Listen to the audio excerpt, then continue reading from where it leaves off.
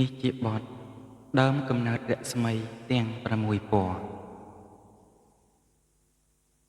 ណ៌ខៀវកាលជៀល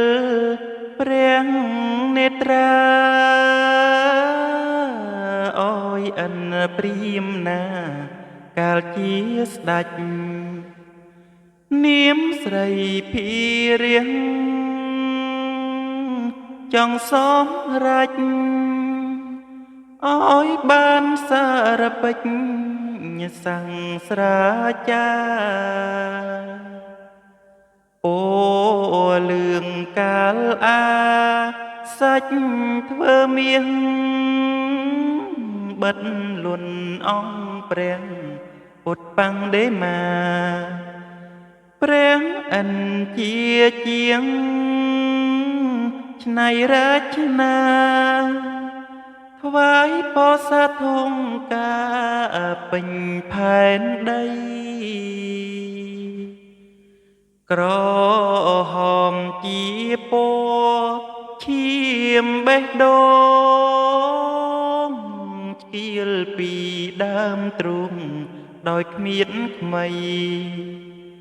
ត្បិតពុំពឹងខំព្រះជន្មនៃគង់រងជីវ័យជាស្បើយទៅអូសអើយទៀនដំរីសមង្គលបវមៀងឆ្អិនឆ្អៅត្រូវរៀងបនដេញមិនអើយនៅព្រមទាំងកូនចៅភរិយាណាហងស្បាតលោហិតសាច់មៀងសាំងអាសាច់ខ្លួនតាំងដូមៀតដាកាលយ៉ាងវាចាប់បរិភោគក្តាជីវិតមេដារងវឹងខ្មៃភ្លេចពុនរាយកាលជា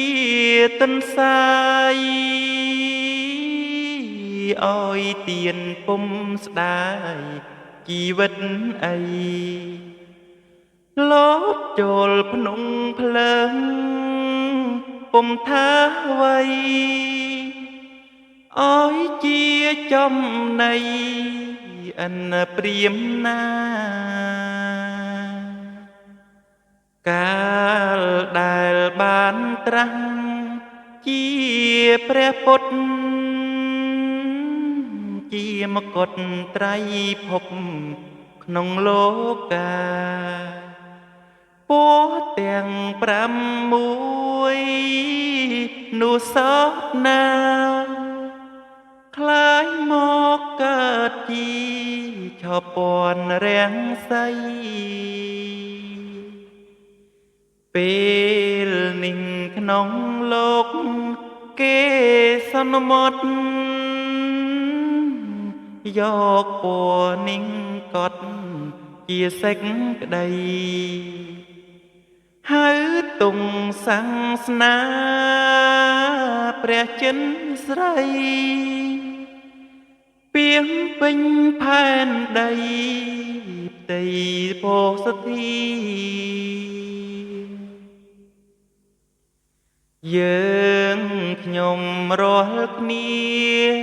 សូមគោរព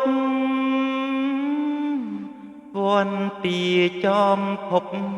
តុងសាសនាសូមមានមង្គលឈ្នះមារីសត្វត្រូវនានីក្នុងភព3សូមឲ្យយើងខ្ញុំបានប្រញាប់ដល់ដើរកាត់តាមផ្លូវ ទៅបំរីជាស្ថានមរមសុខ